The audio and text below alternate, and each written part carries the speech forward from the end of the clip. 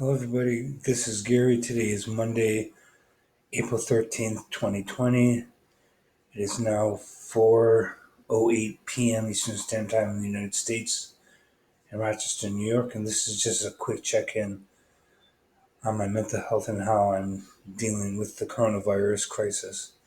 Um, I'm doing okay. I still talked to my psychiatrist last week on the phone because we're doing teleconferencing meetings instead of me going out to my clinic and meeting with the psychiatrist in person. We didn't really change anything. My meds are still the same. I'm on the same meds that I've been on for the past year or so, including Seroquel, uh, Haldol, Remeron, Neurontin, um, some medical medications as well for my stomach and acid reflux. And that's going okay. I'm able to get to my medications at the pharmacy. The pharmacy is only about a block and a half away, so it's not that big of a burden to just go out and get my meds. And I do have health insurance to cover my medications, which I guess I'm lucky because a lot of people don't have insurance, which is particularly tough with this COVID coronavirus thing going around. Because if you get sick and you don't have medical insurance, that just compounds a problem that was already there. My insurance happens to be Medicare Part A and B and D from prescription drugs. Um, I used to be on SSI back uh, 15 years ago, it's been about. But when my father retired, they took me off SSI and put me on disability insurance. And when my father died, they raised my Social Security disability monthly payments based on his work record and not mine. That doesn't mean I'm collecting his Social Security checks. It means because I was considered disabled before the age of 22, when he retired, that the rules allowed for me to be taken off SSI and put on Social Security disability based on my father's work record. And when he died, I was put on what's called Social Security disability family survivor benefits, and my payments went up. Right now, my monthly payments are about $1,200 a month. So I have money, and I was able to pay my bills this month. And I consider myself to be very lucky for that. I'm very grateful for my situation. I know it's tough for a lot of people out there, a lot tougher than anything I'm going through. I'm okay. I have my medications. I have some money. Um, I'm able to buy food. Some supplies are hard to get for some odd reason. People are hoarding toilet paper. It's getting a little bit better. I actually found a store where I could get toilet paper in person. I had to walk 2 miles to get there with a shopping cart, but I did get what I needed, which was paper towels and toilet paper. A lot of places like Walmart are too far out for me. Um, and some of the local stores like Walgreens, they don't have any toilet paper, they don't have any hand sanitizer, they don't have any paper towels, they don't have any bleach because people have been hoarding those things. And when I went to the store, I didn't hoard toilet paper. I only got what I would need for a while, and that's also true of the paper towels. And I got some cleaning equipment.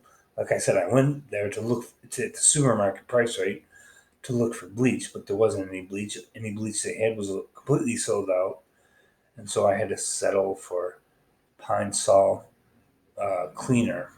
I got two big bottles of it because I do want to keep this apartment clean.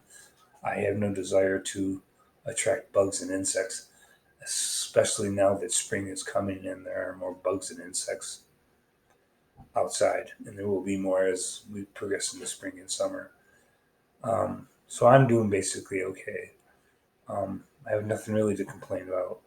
My paranoia comes and goes. Sometimes I think people are talking about me.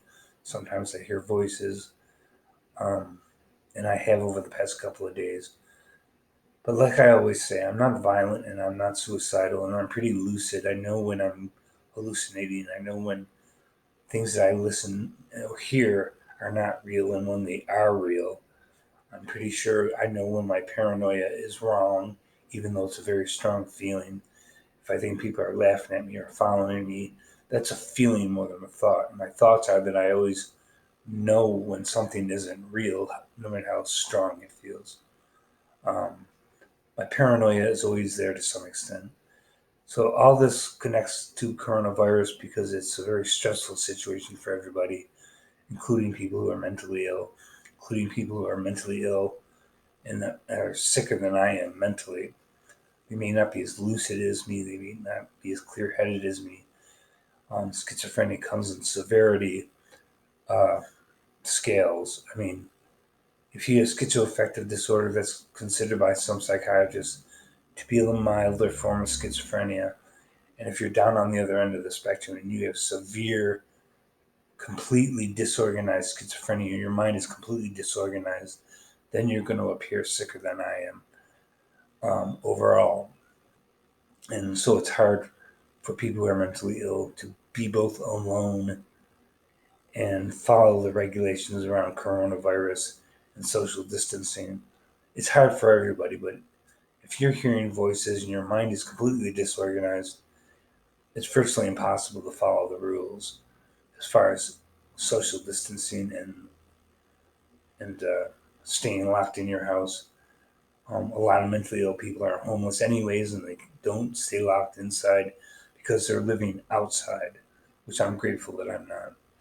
I just want to point out I'm grateful for everything I have, for all the help that I get, for my health, my mental health, my physical health. Um, I don't want to complain about how tough it is and not be grateful for the things that I have because I am very grateful for the things that I have. Um, but